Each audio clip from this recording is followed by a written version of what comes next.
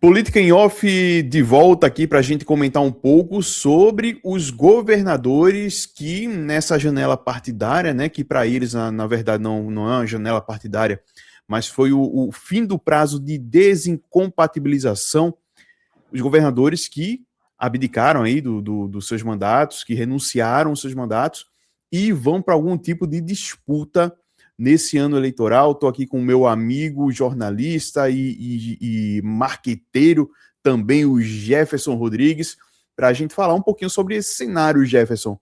Muita gente deixou o mandato, né?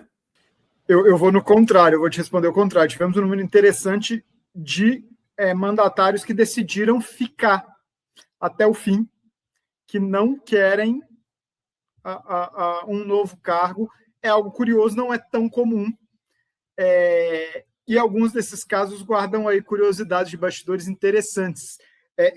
Brigas e medos locais ali com seus vices. Então, acho que além do praxe, né, dos governadores que, na sua maioria, vão tentar o Senado, a gente tem aí um grupo de governadores que decidiu proteger ali no seu grupo político o seu legado local, né? Isso mesmo. Vamos colocar na tela aqui para a gente entender como se desenhou, né, essa saída desses governadores, quem são eles, quem saiu, para a gente poder comentar quem saiu e também quem ficou. Foram 11 governadores, deles 2 já tinham se lançado na disputa presidencial, que é o Ronaldo Caiado, do PSD, e o Romeu Zema, do Novo, os governadores aí de Goiás e de Minas Gerais. E só colocando aí um ponto desses dois, os vices que assumem, então, em Goiás é o MDB, né, o governo agora está nas mãos do MDB, e em Minas Gerais veio para o PSD. Olha só. Então, nós temos aí leves mudanças. São os mesmos grupos políticos, né, mas nós temos leves mudanças aí partidárias. Nesses dois casos, então, não houve um rompimento, né, de grupo político. Houve somente a troca ali dos partidos que estão à frente, mas continuam no mesmo grupo. Então, a gente teve, além desses dois, a gente teve ali em Roraima, né, o Antônio Denário, do Republicanos, o Antônio Denário, inclusive, que vem enfrentando desde o início do seu mandato aí uma briga judicial. Ele já teve algumas decisões contra ele já sacramentadas, né? Ele quase perdeu o mandato várias vezes, acho que pelo menos umas 3 ou 4 vezes que ele foi teve uma decisão contrária. Ele consegue recorrer e vai chegando aí ao final desse seu mandato, na base aí das recorrências, né, da resistência em relação a um problema ali de poder de abuso econômico. Abuso de poder econômico, né? Isso, abuso de poder econômico. Lá durante as eleições ainda, né? As eleições. E aí, interessante isso, porque arrastou basicamente os 4 anos de mandato para a denúncia, as investigações, o julgamento, e, assim, culpado ou não, ele conseguiu cumprir o mandato dele. É um ponto que a gente tem aí, a gente pode deixar depois para o pessoal do direito eleitoral comentar também, mas o quanto houve uma morosidade aí em resolver uma questão, né? É um ponto curioso. Isso, pro bem ou pro mal, méritos aí ao corpo jurídico do governador Antônio Denário, que conseguiu levar até o final o mandato. E aí ele renunciou e vai para a disputa ao Senado, né, lá por Roraima. A gente tem no Rio de Janeiro toda aquela problemática que todo mundo já sabe, né? Cláudio Castro, do PL, renunciou também, e tá uma confusão danada. Cláudio Castro, nesse momento, ele está inelegível, né? E isso é outro que vai ter que trabalhar aí o seu corpo jurídico, vai ter que conseguir os caminhos que a justiça permitir para que ele possa se candidatar e depois, se caso vencer a eleição, ter aí conseguir assumir o mandato, né, e concluí-lo. Não vai ser fácil, né? Mais um ponto, olha, esse papo nosso tá cheio de curiosidades, mas o Rio de Janeiro que vive o suspense, não tem governador, né? Verdade. Tá numa decisão, eu tenho visto pelas redes sociais alguns partidos fazendo campanha por eleições diretas. O tribunal deve decidir essa semana, mas na minha cabeça, fazer eleições diretas, que aconteceriam em junho, na verdade, não entra na minha cabeça uma eleição em junho, outra em outubro, enfim, pontos aí que até a gente poderia pensar num programa especial para a gente conversar sobre essa situação do Rio de Janeiro, que é muito peculiar, né? Bastante, bastante. E realmente é um tempo muito curto, né, para a Justiça Eleitoral organizar duas eleições no Rio de Janeiro. Tem os custos disso, enfim. Vamos ver o que é que acontece, o que é que se desenrola lá no Rio de Janeiro. No Distrito Federal, o Ibanez Rocha, do MDB, também deixando o mandato. A gente tem ali no Acre o Gladson, né, o Gladson do PP. No Pará, o Helder Barbalho, né, do MDB, que chegou a ser... aliás, como a gente já pontuou aqui, né? Muitas decisões ainda vão ser tomadas até o período ali das convenções. E Helder Barbalho é um cara que é cobiçado aí como candidato a vice-presidente, né? Em algumas chapas. Já foi cogitado. Quem sabe? Ele está livre agora para ou ser candidato ao Senado ou ser candidato a qualquer outra coisa, né? Não é isso, Jefferson? Havia um interesse aí nos bastidores do presidente Lula em tê-lo como vice, a gente chegou a até discutir um pouco isso aqui. Ainda tenho minhas dúvidas, porque o PMDB é um partido, o MDB, desculpa, é um partido muito regionalizado. Cada região, cada estado, ele tem suas preferências, e eu sei que existe um grande núcleo do MDB que não embarca nessa aliança. Vi de Goiás o atual governador de Goiás, né, Daniel Vilela, do MDB, que vai seguir, muito provavelmente, com o Ronaldo Caiado. Então, assim, em Minas Gerais, o MDB de Minas Gerais, que tem um pré-candidato a governador, também não tem ali afinidades. Acho difícil, mas Barbalhos, né, tem uma tradição política muito grande e deixa no cargo a primeira mulher governadora do Pará. Lá na Paraíba a gente teve o João Azevedo, né, do PSB, que renunciou. No Mato Grosso, do União Brasil, Mauro Mendes. E no Espírito Santo a gente teve o Renato Casagrande, do PSB também. O MDB que também assumiu o governo do Espírito Santo. E no Amazonas a gente tem o Wilson Lima. Wilson Lima, que também está uma confusão danada lá. O Wilson Lima. Amazonas, você tem causos para trazer para a gente. Amazonas é uma terra peculiar. Aí é uma terra de política difícil, brigada. O Wilson Lima, ele que sustentou durante todo esse período de janela que não seria candidato a nada, que ia permanecer no governo até o final do ano, até o final do mandato.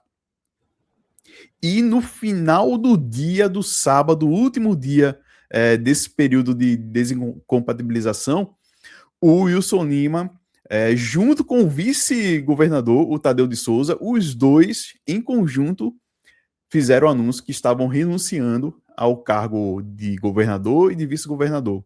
Então, de uma vez só, os dois renunciaram e bagunçaram toda a disputa lá do Amazonas em relação ao governo do estado, em relação ao Senado. Vale lembrar que o prefeito da capital, o prefeito Davi Almeida, também já tinha renunciado, né, ao mandato, e o Renato, seu vice, assumiu a prefeitura. O Davi é pré-candidato ao governo do estado. E lá o jogo está totalmente bagunçado agora, porque embora o Wilson Lima tenha já anunciado que vai ser candidato ao Senado, o Tadeu de Souza ainda não se colocou, que é era o vice-governador, ainda não colocou para que cargo ele vai disputar. Então, todo o jogo lá está embaralhado e a possibilidade de tudo agora que pode acontecer no Amazonas. É curioso, um retrato. porque assim, né, o vice assumiria, supondo que ele se elegesse ele poderia tentar a reeleição daqui a 4 anos, né? Então, para o vice abrir mão do cargo, é um desenho interessante para a gente acompanhar o que eles estão pensando ali. Exatamente isso. É por isso que está tão confuso de entender hoje o que é que vai acontecer no Amazonas.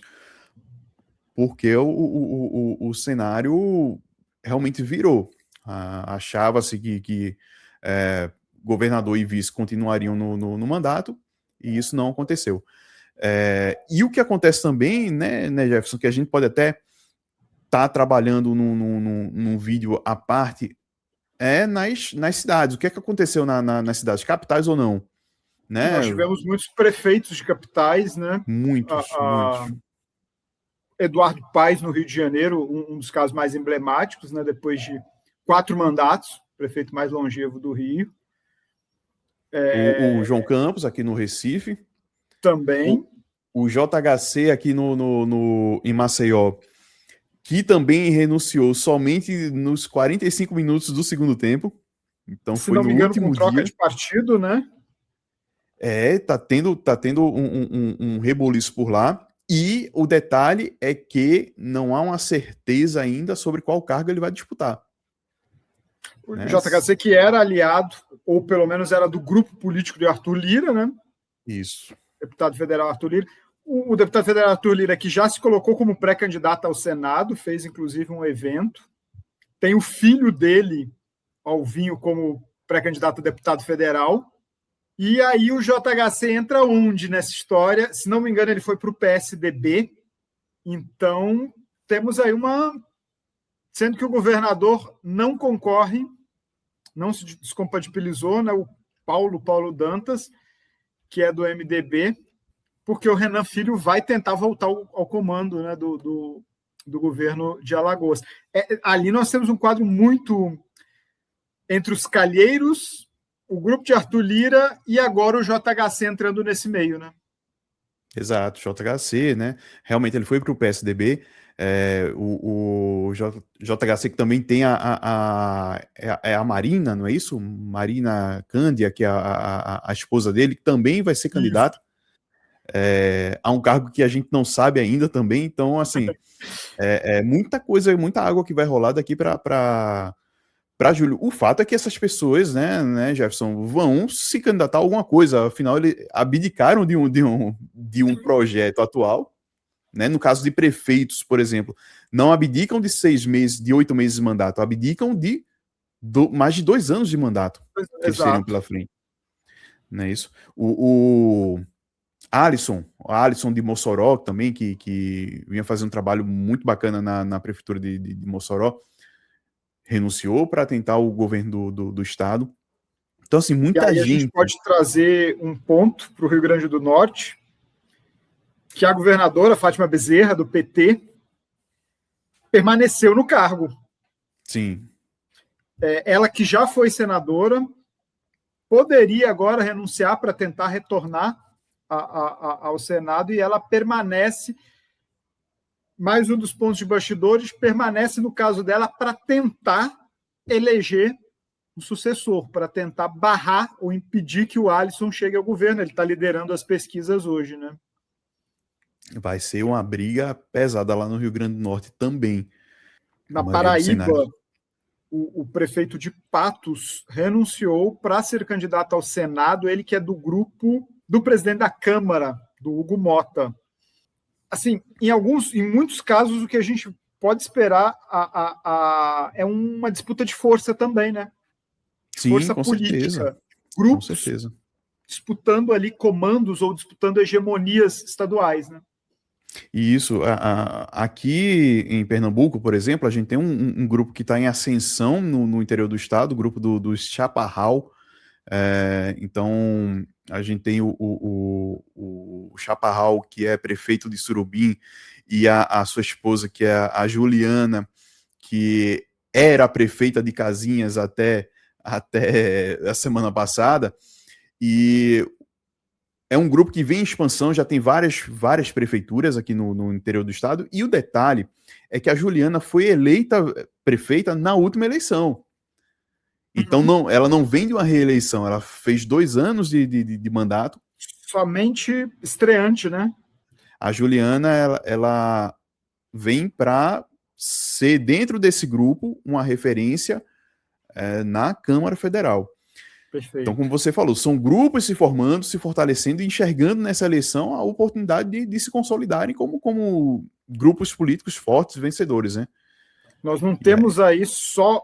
o nosso olhar não é só para o grupo de João Campos, o PSB, e o grupo de Raquel Lira, né? Existem grupos ali no entorno que estão também numa disputa, às vezes não para agora, né? Mas já é um médio prazo. Exato, e isso com certeza acontece Brasil afora, né? E esses grupos vão negociando seus apoios, né, a nível estadual e até federal, porque atraem uma multidão, eles trazem consigo uma multidão de votos para serem descarregados em um projeto ou outro. Então, a gente não pode esquecer desses grupos de interior dos estados, né, de interior do Brasil.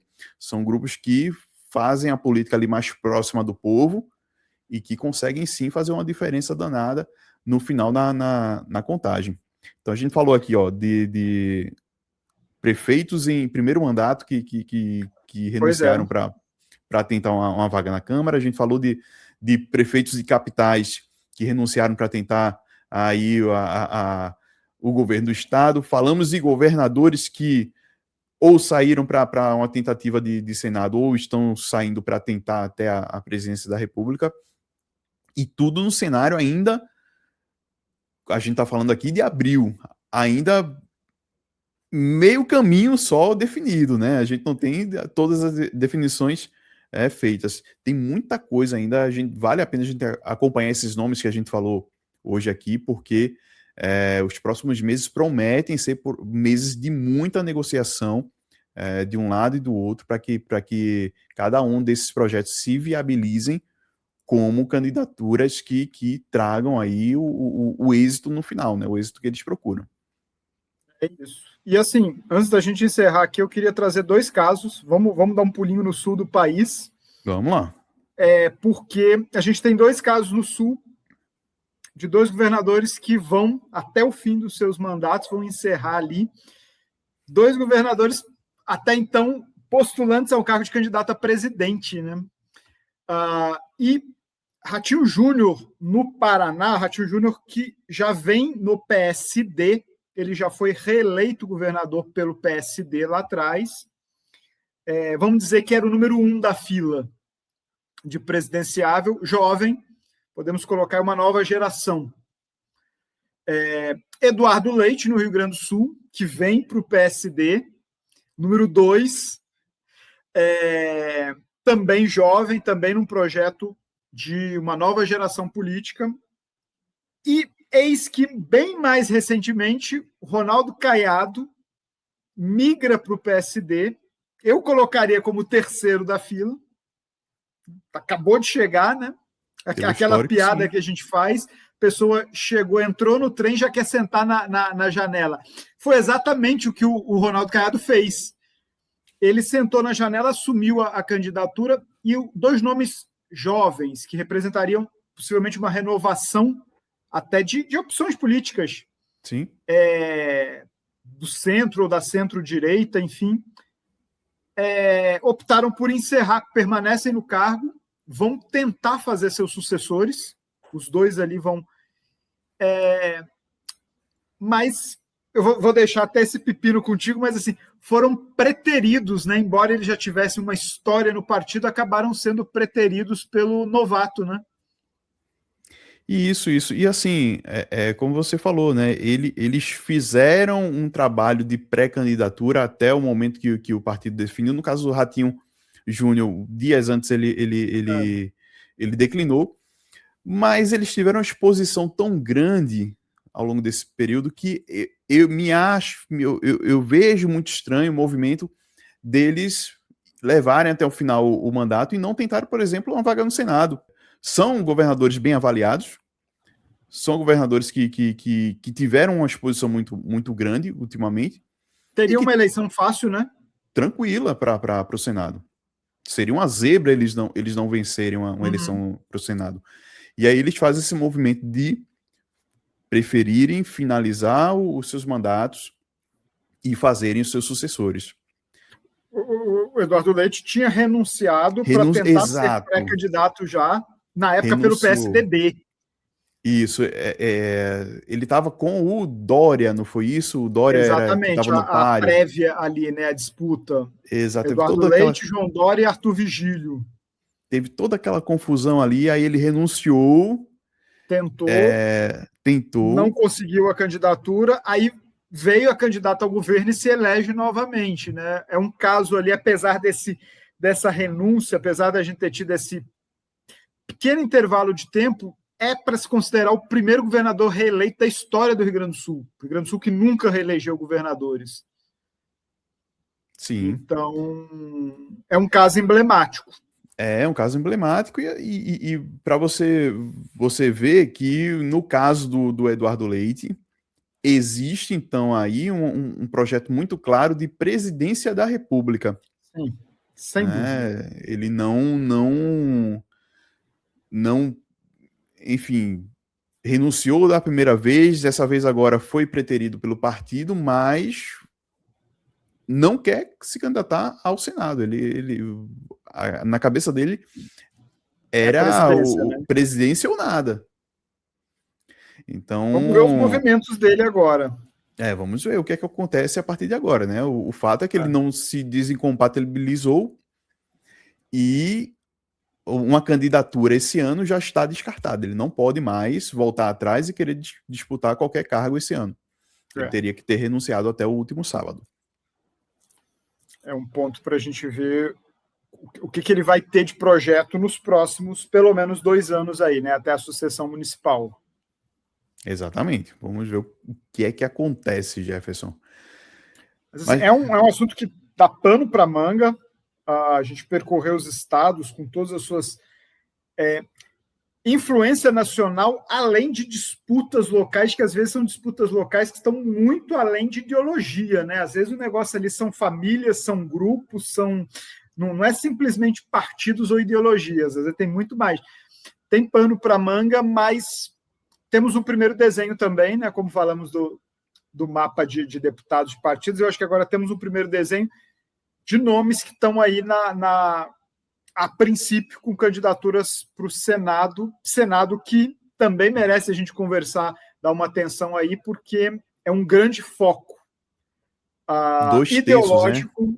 o comando do Senado, né? Isso, e 2/3 serão renovados esse ano, né? Vai ser uma mudança grande no cenário do Senado Federal. É um ponto, já vou deixar para a gente conversar sobre o Senado aí no próximo programa, porque tem estratégias aí para o controle de bancada no Senado. Sim, sim. Vamos lá, então. Jefferson, meu amigo, então, quando a gente começa a falar de política aqui, parar é muito difícil, né? É muita coisa para a gente estar pontuando. Já vamos para meia hora de programa aí. Exato. Mas, gente, quem ainda não se inscreveu, tá? Se inscreve agora. Muito importante aí para apoiar o nosso trabalho. Deixa a tua curtida, não deixa também de comentar aí como é que foi o cenário no teu estado, quem você acha que vai vir aí para Senado, para o governo, como é que tá a conjuntura, o cenário todo aí no teu estado? Conta aí pra gente que a gente quer saber, é muito importante também pra gente saber a tua opinião. E nos acompanha, continua seguindo a gente, porque a qualquer momento a gente traz um novo programa, uma nova informação sobre esse ano tão maluco, né? Tão cheio de mudanças e de atualizações da política brasileira. Jefferson, obrigado, meu amigo. Valeu, até a próxima. Até a próxima, pessoal.